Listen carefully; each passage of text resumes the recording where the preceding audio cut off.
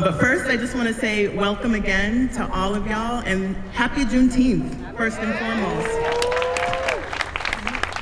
For folks who don't know me, my name is Shaeja Medina, and I am the director of the Village, but I'm also a member of the Black Heritage Committee that holds space for Juneteenth every year. And I want to acknowledge Fred Taylor, who's also a member of the committee, Miss Judith Wilcox, Harley Jones, and Tracy Jones, Aretha Karashka. Where's Joelle? Joelle Ward is, there she goes. Joelle Ward are all the folks who from September to June volunteer, contribute their time to make sure that something happens in honor of Juneteenth every year. And unofficially, even though I know she doesn't want me to, I have to acknowledge my elder, Miss Gloria Hall, who is here in the crowd because she is, to me, the founder of Juneteenth in Worcester. She is someone who has held space for our history and our culture around June since 1997. And this year we are celebrating the 29th Juneteenth Festival, and she's the one that blazed the trail for us to be here today, so thank you. We honor and pay homage to you, Ms. Gloria, while you're still here. We also always, as folks know, in the spirit of Sankofa, which is a Dinkra symbol that says in order to move forward, you have to know your history, are so grateful to the YWCA for allowing us to use this space to hold this event for the second year in a row. We are so, so grateful. And we acknowledge that we are always on Indigenous land. We are on Nipmuc land at this moment, and Indigenous people are still alive and well, and there's a lot that we can do to just honor, at the very least, honor, and then show up for Indigenous people, not just in our own community, but all around the world, right? Palestinian people are Indigenous people, the people of Congo are Indigenous people, and there's ways that we can show up for them in the spirit of Juneteenth, which is all about freedom. And in the spirit of Black people have endured so much. And so we are one of the best knowers of how to be in solidarity with others. And so we hold space this Juneteenth for us and for all the people of the world that are still pushing back against white supremacy, anti-Black racism, hatred in any form. We also always have to acknowledge our ancestors. I have to acknowledge my aunties and village who are holding down my baby for me as well. Thank you. Hey, sweetie. Yeah, our ancestors are always here, and in this moment we honor those 250,000 enslaved people that were in Galveston on June 19th, 1865, who should have been free an additional 2.5 years prior, right? And in the spirit of freedom, we also hold Cyrus Belton, who is funny to think of folks who die at the hands of police violence or anti-Black racism as ancestors, but they are ancestors, right? Yes, my love? Wow. We also honor Cohen Wiley, who is the 1-year-old boy that was shot and killed by police over diapers. And Daffy Michelle, who is the Haitian asylum seeker, who was a mother and a human, who froze to death at a bus depot, right? While we honor freedom, right? Black bodies are still swinging from trees, symbolically, right? And we honor, on a personal note, upstairs in the reception room, we have a picture of the original Harley Jones. Down south, they call her Paralee, and Willis Jones, because our family is from Texas. And so even though we're in Worcester, we have connection to Texas. Our family visited Galveston the last time we were there, and it really deepened our understanding of Juneteenth and why we're here. And we acknowledge that it's Caribbean American Heritage Month, and Pride Worcester it's Pride Month. And we divested from holding our flag raising at City Hall because the ways that they fail to show up for our community, particularly Black folks, queer folks, low-income folks, you name it, everybody that needs to be shown up for. And I say that with love and respect, knowing that there are people who sit in that body in this space right now. Pride Worcester is the only cultural organization that has divested from their flag raising in that space as well, and has explicitly said they're in solidarity with the Black Heritage Committee, which we appreciate deeply. And so on that note, I have to do the thing where I acknowledge that there's people here. So we always acknowledge Councilor Christian King, who routinely shows up for our community. Thank you. District 4 Councilor Luis Ojeda is here. Mary Keefe is in the space somewhere. I don't see her. Peace, welcome. My mom said, raise your hand so we know where you're at. So the community can see you just in case they don't know who you are. Senator Robin Kennedy is there. Thank you. Sue Mailman, school committee member Sue Mailman. Dan Donahue is here. Thank you. You look, that's usually how I look with my baby too. I know that look well. Jim O'Day is here, beautiful. David LaBeouf is also here. That's my state rep for the village. D.A. Early is in the space somewhere. There we go, thank you. Mayor Joe Petty is here. Tatia Mitra is here. Jose Rivera is here, and Jermaine Johnson is here. And more importantly, as I'm sure the city councilors and officials that get it, I said, you are here. The community is here, right? And respectfully, we appreciate the council folks that show up in community on a regular basis, but you are just as important as anybody else in the space, right? So, at this point, we know that everybody knows what Juneteenth is, right? Juneteenth is the additional 2.5 years that enslaved people endured slavery where they should have been free. And so we remember a time where maybe 2 or 3 people in a room knew what Juneteenth was, but now there's this broader awareness that we really appreciate. And so we thought that what we would do is have Christian share a few remarks, and y'all know that we are very intentional about who gets to come up here and do the thing and do anything. Christian has routinely showed up for the Black community in this community and beyond Worcester. And so we think it's important that we allow our Black City Councilor to speak to our community on Juneteenth. And so we want to welcome Councilor at Large and Vice Mayor Christian King. Good morning.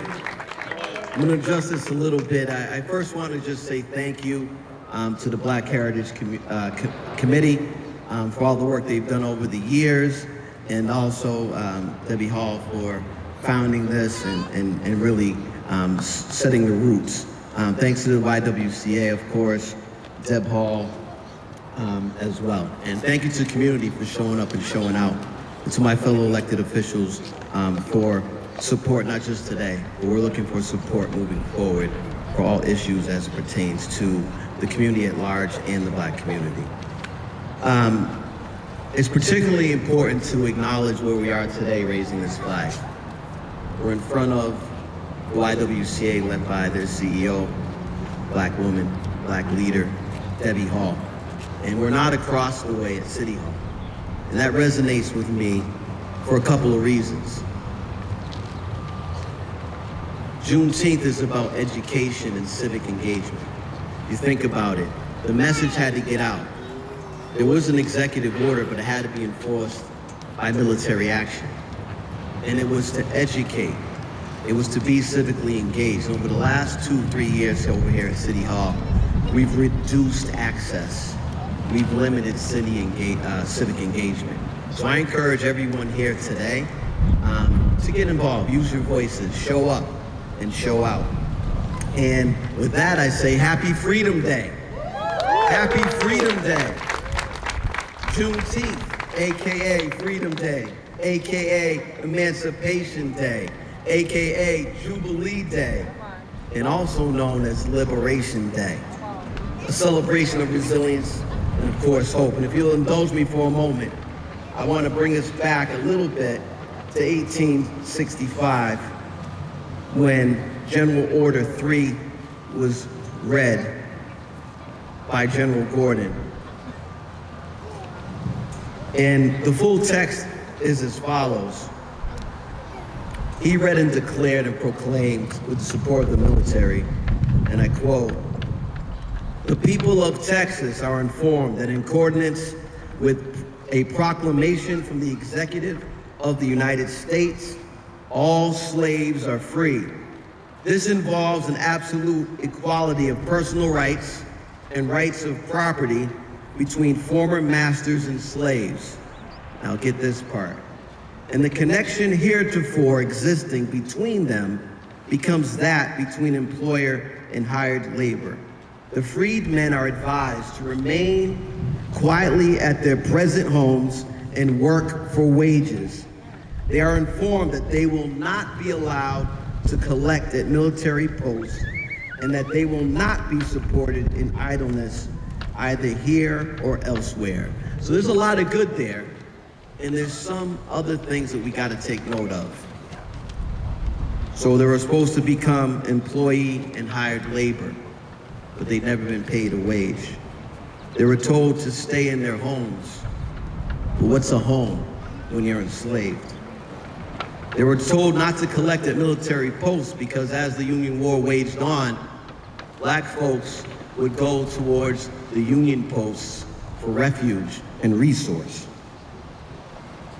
But another aspect of this was the beautiful fact that this message was carried by the USCT troops. That's United States Colored Troops, 2.5 years after the Emancipation Proclamation.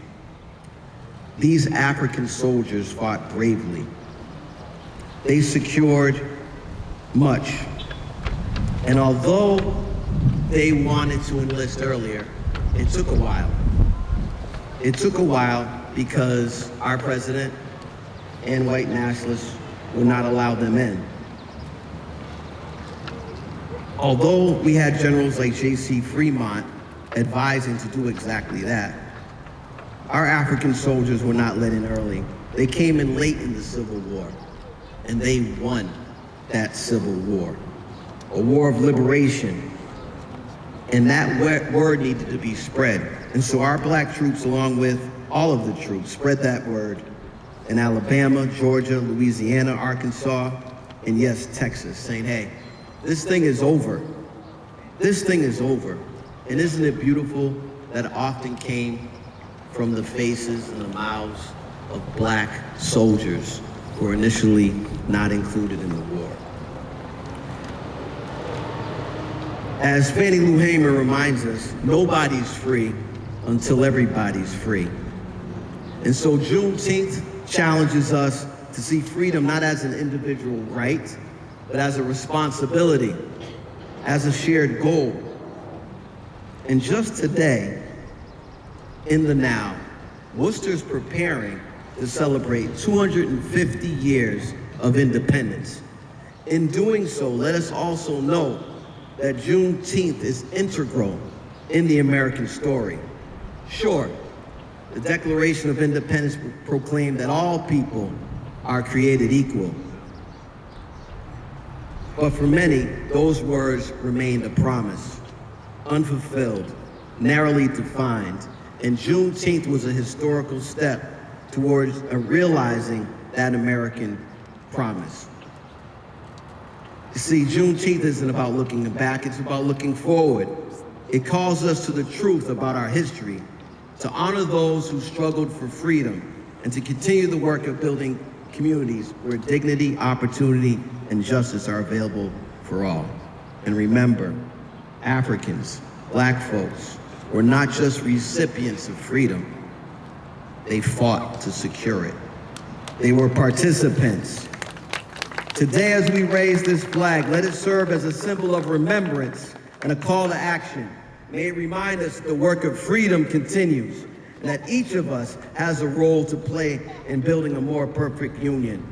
I'll close by saying, confront, contradict, correct the record.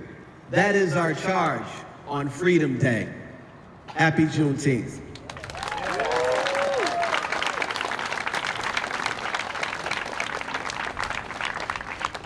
I was going to read the Juneteenth doctrine, but Chris stole part of it, so I won't do that. I won't do that. Oh, you want to do it again? Hear the ridiculousness. All right. This is General Order Number 3. The people are informed that in accordance with this proclamation from the Executive of the United States, all slaves are free. This involves an absolute equality of personal rights and rights of property between former master and slaves, and in connection hereto, existing between them, before that, between employer and hired labor. The freed are advised to remain at their present homes and work for wages. They are informed that they will not be allowed to collect at military posts, and that they will not be supported in idleness, either there or elsewhere. So, thank you. So we're going to prepare to raise the flag, and we just want to close by saying a few things. One is show up for Black people beyond Juneteenth, beyond February, beyond Black History Month, right? Whether it's in city council, whether it's in community, wherever it is, if it's in music, if it's in dance, it's making sure jazz is included in canons, right? Whatever it is, there's lots of ways that you can show up for Black people and Black history, and it's easy to do it when you're supposed to do it. It's hard to do it when the energy is gone. And so those of you who have showed up for, quite frankly, decades, there's a lot of people in this space that have been showing up for Black people for decades. We appreciate you, and the next generation, we gotta make sure that they know what their role is, so that in the next 29 years, hopefully Khalid Zamani will be standing up here, or Leani, or Layla, or whoever it is, right? Will know the importance of my beautiful Shaya, who I could never forget. We'll make sure that they're carrying the torch forward, right? The way that I hope I'm carrying the torch for Miss Gloria with the committee, right? That's first. Second is to just hold space for the fact that the folks in Galveston, for me, when we went to Galveston as a family, we were really enriched in our understanding of how Juneteenth could have happened. And we shared a little bit on our social media this morning, but Galveston is an island. It is surrounded by water, and enslaved people, if you chose to run 1 or 2 times as punishment, they usually sold you far down south so that it was harder to try and run again, right? So I imagine, if you think about it, running from Virginia to Pennsylvania is a little more feasible than running from Texas to Pennsylvania. And after the Fugitive Slave Act of 1850, you had to run to Canada. There is no way. Black people have done some pretty amazing things, but running from Texas to Canada is, I imagine those spirits were probably some of the most rebellious people whose spirits were just broken, quite frankly. And the ability to even just go to the next city over was so challenging, and they would have known that they were free-ish, right? And so just really honoring the conditions that had to be in place for something like Juneteenth for Galveston to happen, I think is important.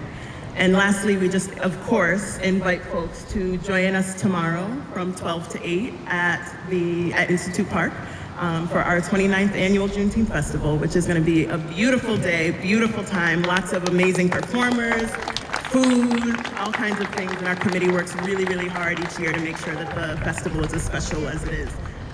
And so, let me make sure I got all my stuff on here. I'm pretty sure I do. So, thank you.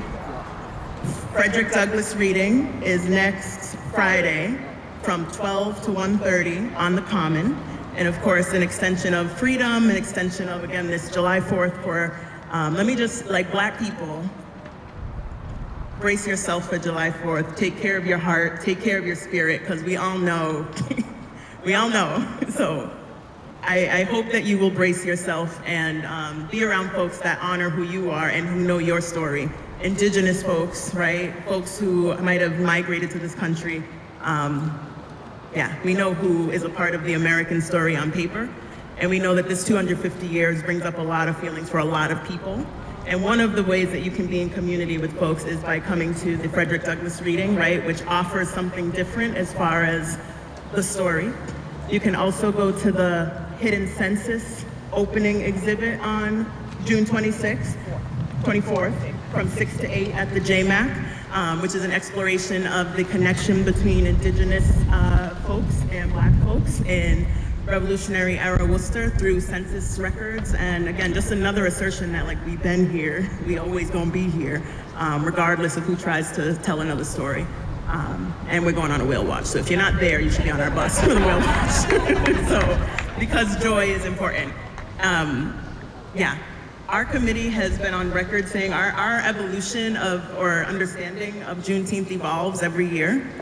And we've been very clear that Juneteenth is not a celebration, excuse me, but like a moment that we should honor and commemorate. Sorry. But I was reading recently that the people that were in Galveston were joyous. They celebrated on June 19th. So maybe Black people should celebrate a little bit on Juneteenth and honor some of that energy that started then. But I leave you to make up your own decisions as far as how you want to see that. So, thank you for coming. snacks and things upstairs and more community upstairs, of course. We're gonna raise the flag, and I think we'll sing Lift Every Voice because we didn't do that while the flag is being raised. So I'll have committee members. Tracy's somewhere. I saw her chasing my baby. Thank you. She's the baby barricade back there. And they said any little people that want to come and help to raise the flag are welcome to do that. And if an adult has to accompany them, that's very fine too, because you know we don't play about our babies. My baby will be up here.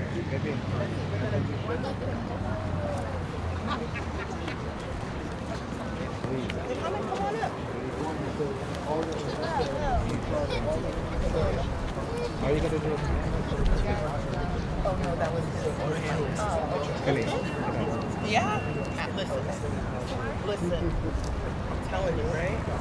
Tell everybody to remember Christmas. Go ahead, baby. My mom said, because you know I'm a grown up, but I still have to listen to my mom. And my mom said to tell everybody to remember and honor Crispus Attucks, who was the first person to lose their life in the American Revolution, who was a Black and Indigenous person.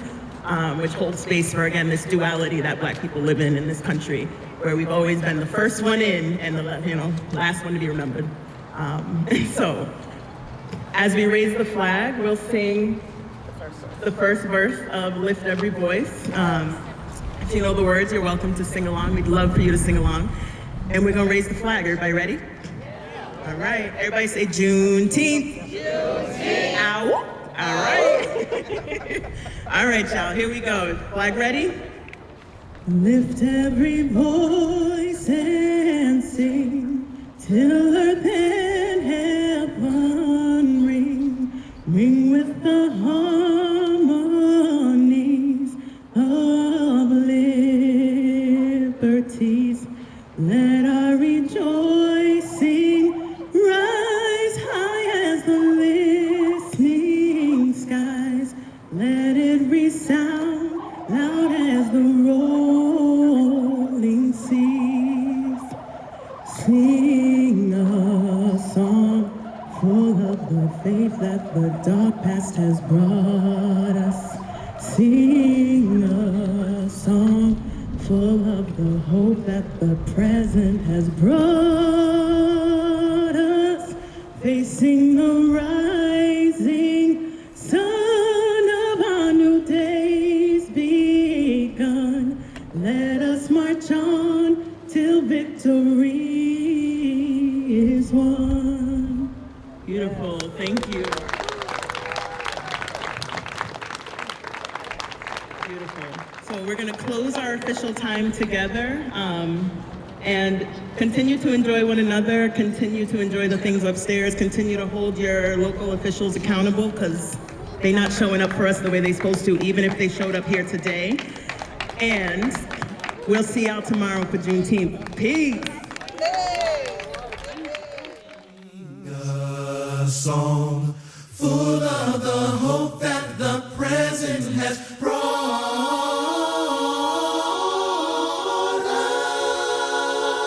us. Facing the rising sun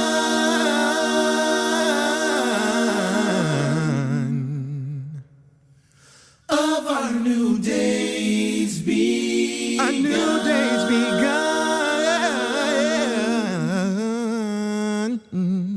Let us march on till victory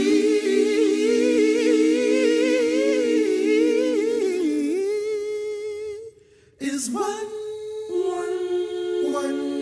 Yeah. A song full of the hope that the present has brought